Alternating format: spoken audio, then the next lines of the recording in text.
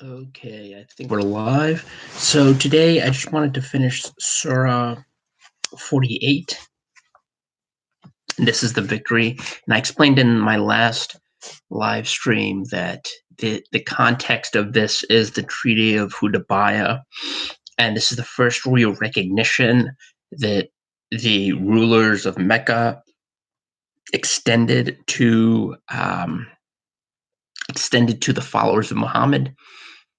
Hey, GW.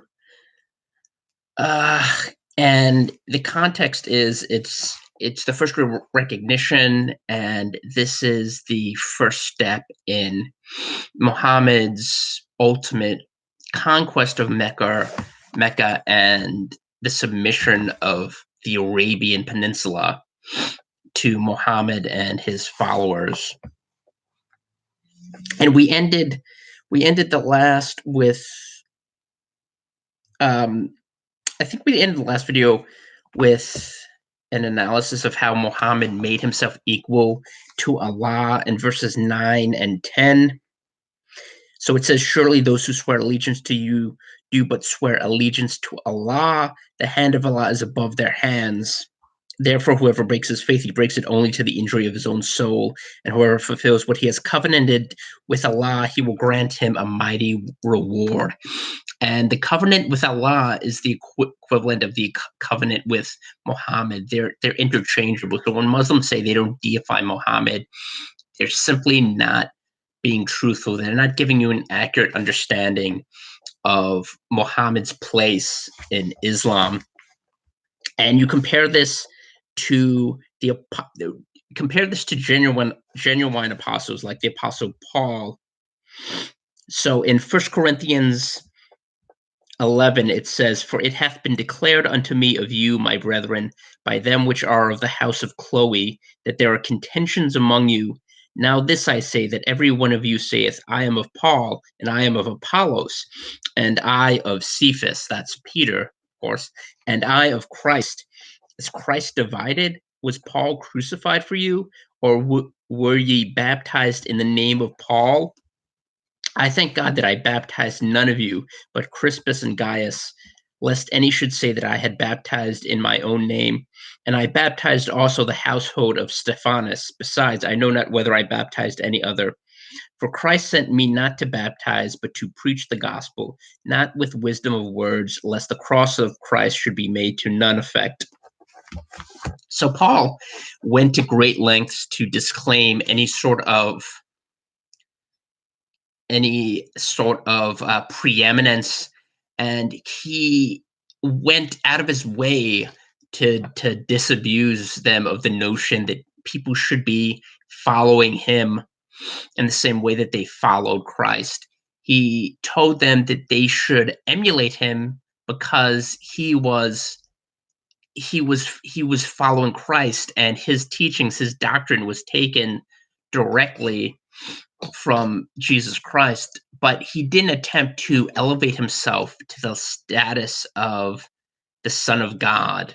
And he certainly didn't ask anyone to worship him or believe in him or recite some sort of creedal statement that elevated him to the same status as Jesus.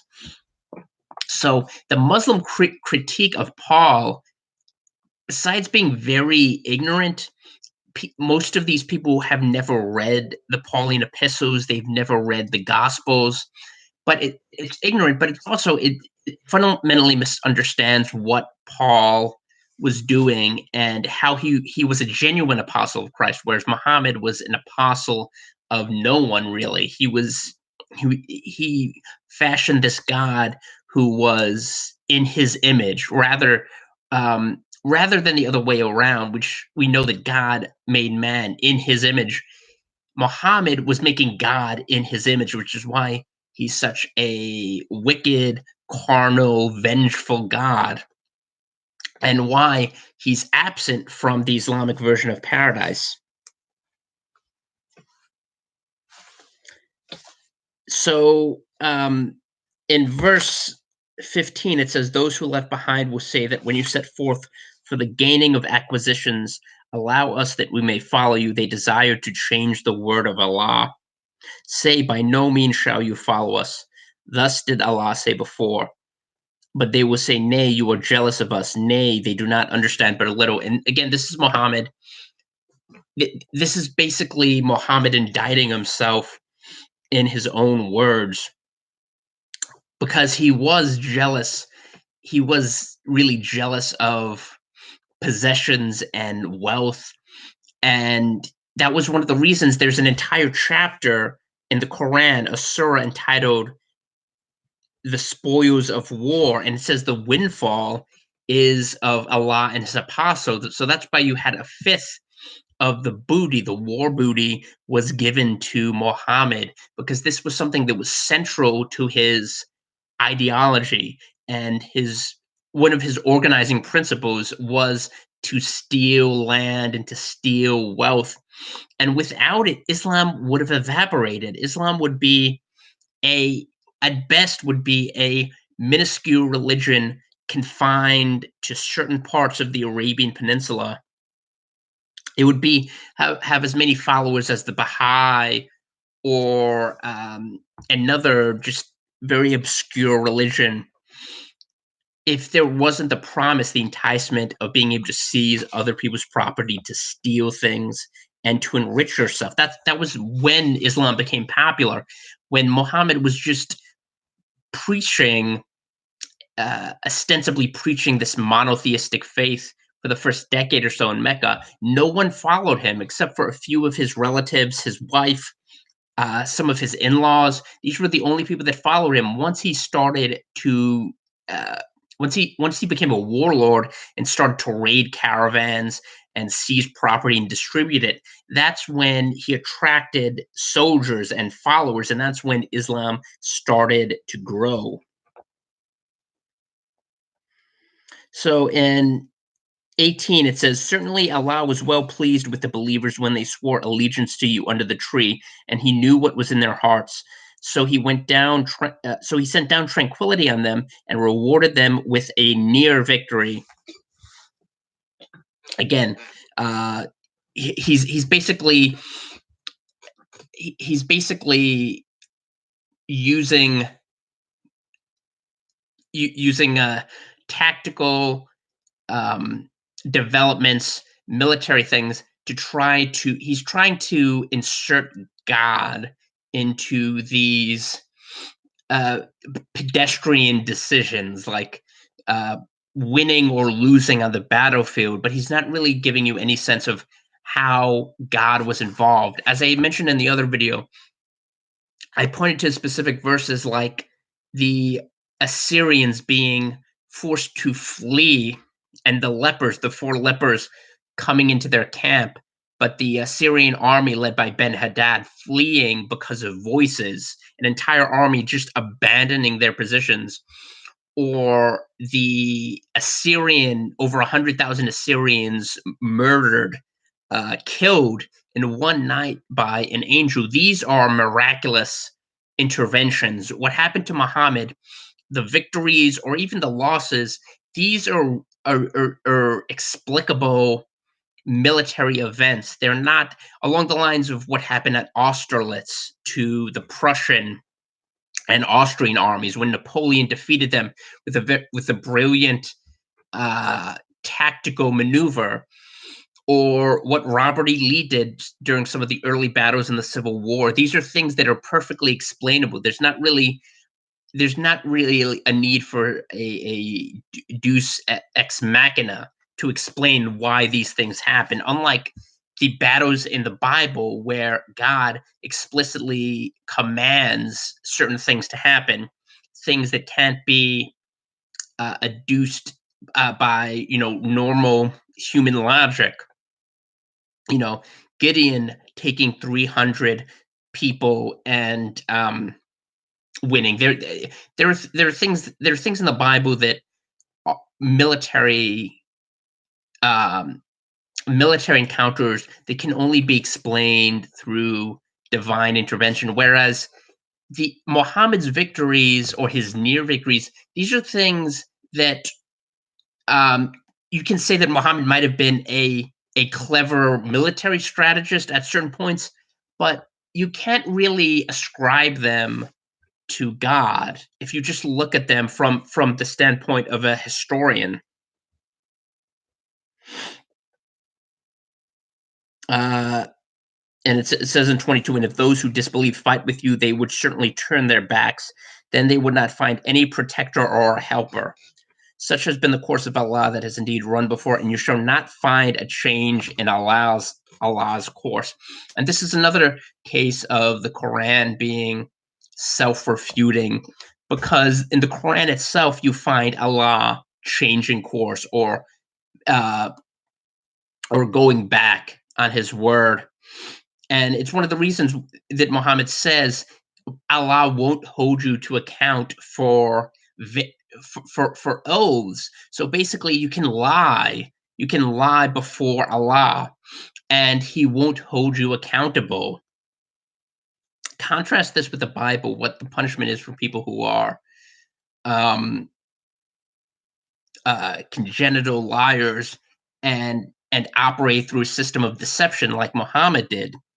In Islam, you don't have to keep your promises. You can just lie blatantly. So of course Allah himself can alter course or change his mind.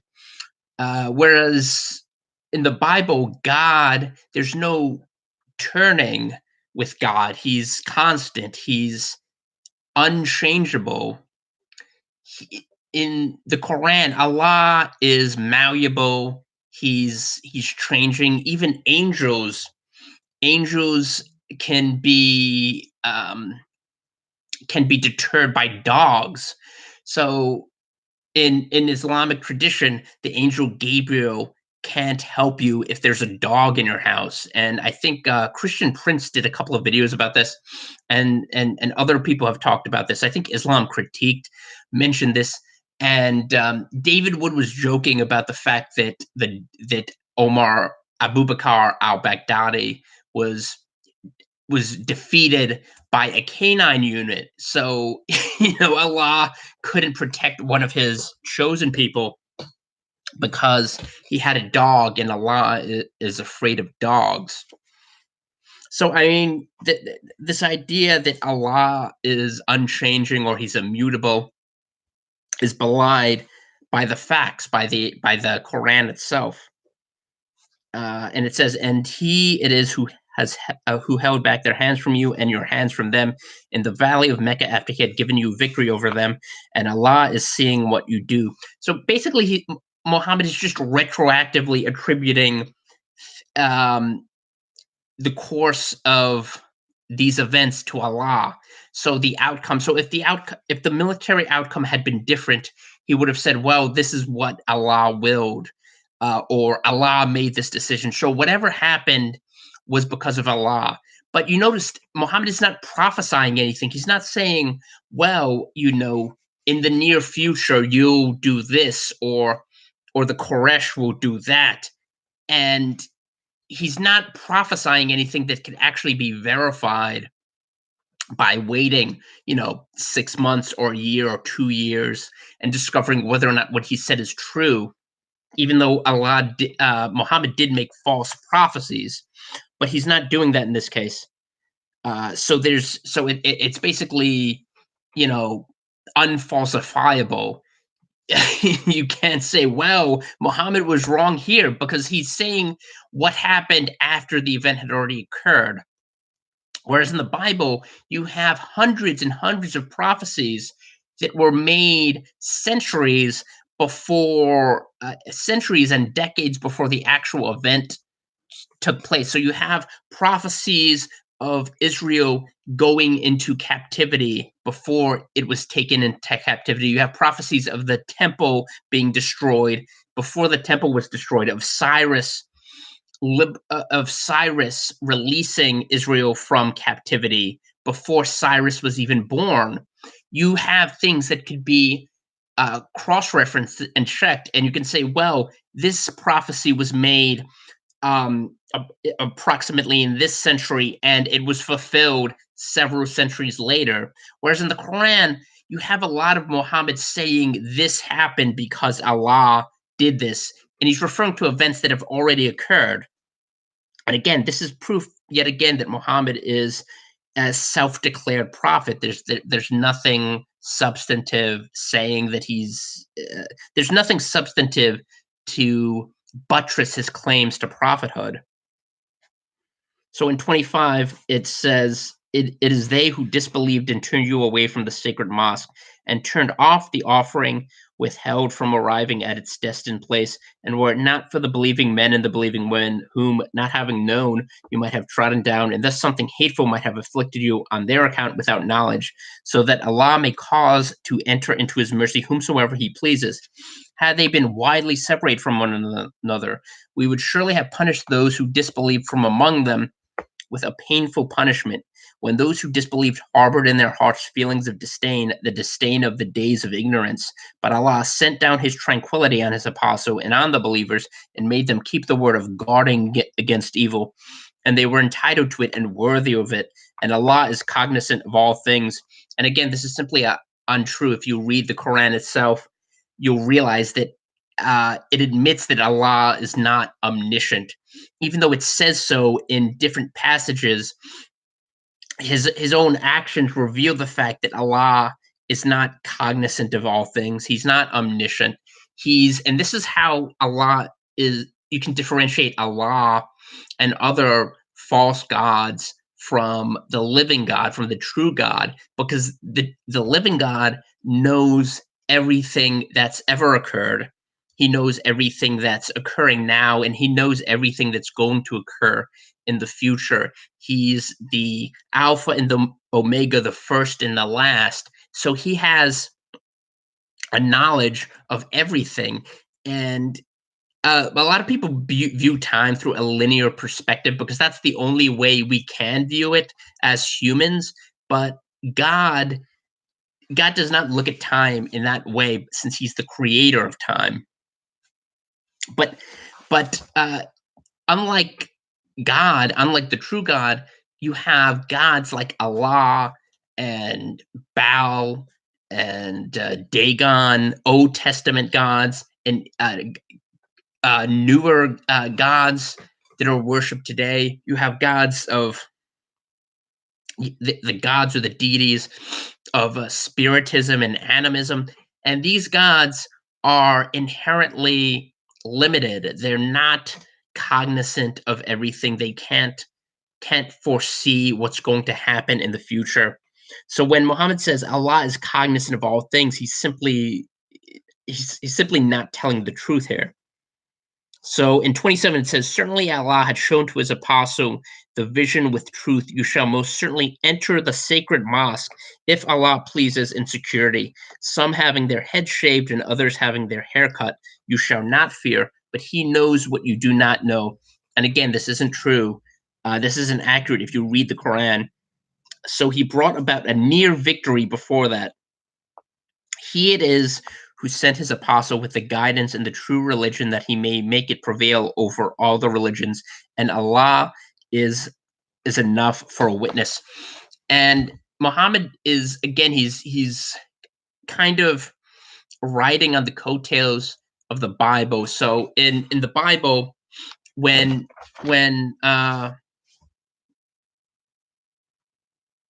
um in the Bible, um in the Bible, when Jesus is attacked, Jesus is attacked by skeptics and by particularly by the Pharisees, and he says, "My witness is true," and he had witnesses that testify to attest to his deity, not just him, but not just him, which alone would be enough because Jesus is God, but also God the Father and John the Baptist, the forerunner, the person who was predicted to come and make the crooked paths straight. Who was predicted in the Old Testament to come and presage the arrival of the Messiah. He had him as a witness. So when Allah says,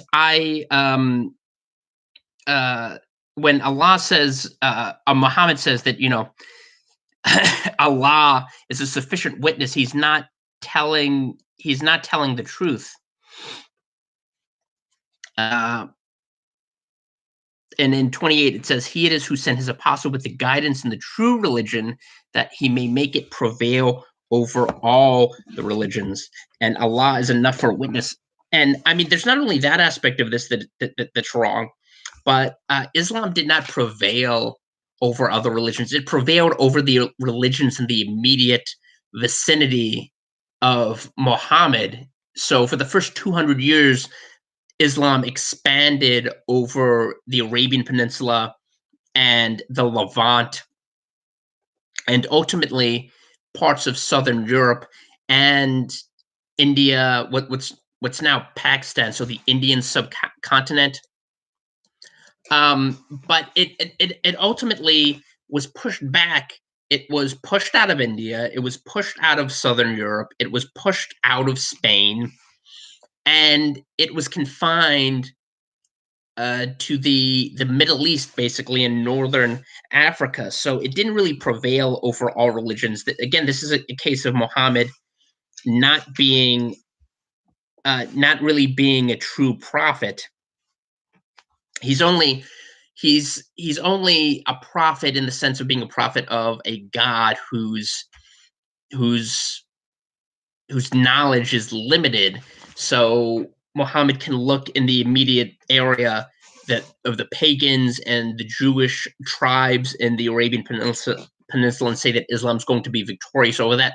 But the goal of Muhammad was to create an entire planet where Islam was the predominant religion and was the ruling religion, to create a gigantic caliphate. And that still hasn't happened.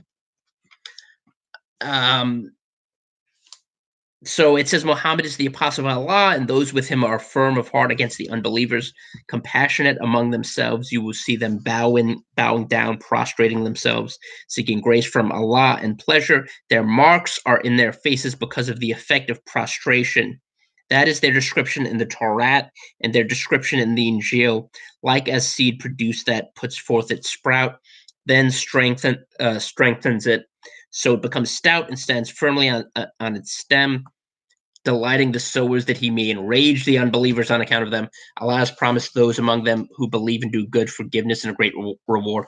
And when you untangle this word salad, he's basically saying, the marks on their faces. He's talking about the zabuba, those little prayer bumps, sometimes big prayer bumps you see among really fanatical Muslims who pray 5 times a day and are constantly bowing and pressing their head unto, oh hey, First Corinthians, and are constantly pressing their heads unto the ground. They have these little prayer bumps called zabiba, which are supposedly a sign of their fidelity to Allah. And this is another example of Muhammad's limited knowledge. So he said this sort of thing is described in the Torah, i.e., the Torah and the Injil, or the Gospel, and this is the complete opposite is the case. In fact, Jesus has an entire sermon where he devotes a huge portion of his time to reprimanding people who display their religiosity and who go around, particularly the Pharisees and the scribes and the people who go around and shout from the rooftops how religious they are. They enlarge the border of their robes. They he uses hyperbole in one case to say who blow a shofar whenever they tithe.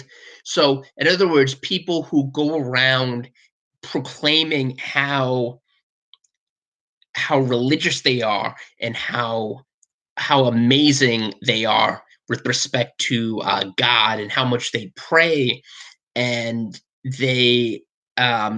Jesus tells his disciples not to be like hypocrites make who put ashes on their face when they fast, and when they fast, they should wash themselves and not draw attention to the fact that they're fasting, because God is not going to reward someone who desires approbation and acclaim from the rest of the world for being so pious. So Jesus basically destroys the entire model of spirituality that Muhammad is presenting here. So this idea that you need a zabiba or a prayer bump in order to show you're religious, or that you need to dress a certain way, um, you need to wear a uh, you need to wear certain garments, particularly ones that draw attention to yourself. These are things that Jesus condemns, categorically condemns. So when Muhammad says that the Torah and the gospel are are praising these things, he simply does not know what he's talking about.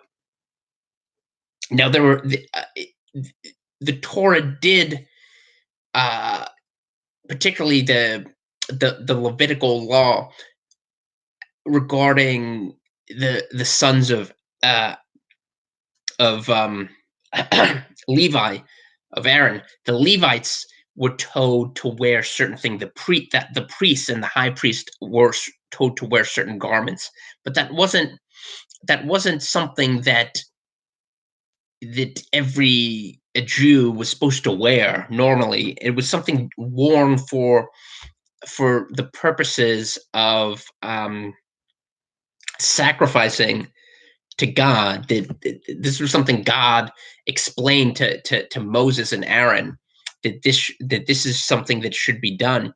It had nothing to do with ordinary lay people. So this last verse is simply refuted by the Torah and the gospel. And again, it shows how little Muhammad actually knew about the Bible. Where he says that you can distinguish these people from unbelievers by the fact that they prostrate themselves so hard that they have a prayer bump. It doesn't make any sense when you actually read the Bible and you understand what belief is, and how these people, the ones that he's exalting, are routinely condemned in the Bible, in the Old Testament, and especially by Jesus and some of his preaching against the Pharisees and the scribes and these hypocrites who would make a show of being really pious. They would make a show of their piety, but inside they were. He describes it. He describes them as whitewashed tombs. So basically, inside they were dead, but outside they were very they presented a very good show, and this is what Muhammad is exalting. And that's the end of this surah. And one of the questions I wanted to address, I'm just going to talk about this for a little bit and then get offline, but the idea of why there are so many Muslims, or why Islam is so popular, in the sense of there being, hundreds and hundreds of millions of really devout Muslims. When you read the Quran, and it's so self-evidently stupid, and it's so self-contradictory, and it doesn't line up at all with the Bible, and there are all sorts of inaccuracies, historical, scientific, scriptural, definitely, but also these very basic flawed arguments and logical fallacies. And I think one of the main reasons, is fear. And I'm probably going to talk about this in another video, but idea of fear. And there's a great quote by Frank Herbert, the writer of Dune, where he has this great monologue where part of it he says, the character says, fear is the mind killer. And there was a good message in church today where uh, which talked about described the effect of fear. And I think fear is one of the main reasons why there's so many Muslims, despite the fact that it's so self-evidently stupid and contradictory. This idea of instilling fear, and this is something that Muhammad, the victory, this surah is a great illustration of the way that Muhammad utilized fear in order to gain and maintain a following. So, people, when someone's driven by fear, they don't really think logically. They don't think rationally, and they don't really examine the evidence. It's an emotional response a lot of time, and it supersedes your your wisdom and your higher faculties. But anyway, that is just an analysis of Surah 48. And Surah 49, the Chambers, is going to be the next Surah. That's pretty short. That's about a page and a half, or close to 2 pages. And the surahs subsequent to that are pretty short, usually 2.5 to usually like 2.5 to maximum 3 pages. So they decline all the way up until till Surah 114, which of course is, I think, is 7 lines total. Let me see, or 6 lines total, and that's the final Surah. So we're nearing the home stretch, basically. And thanks everyone for joining. Andrew, GW, First Corinthians, Air Church, all the everyone who came, and I'll see you all later.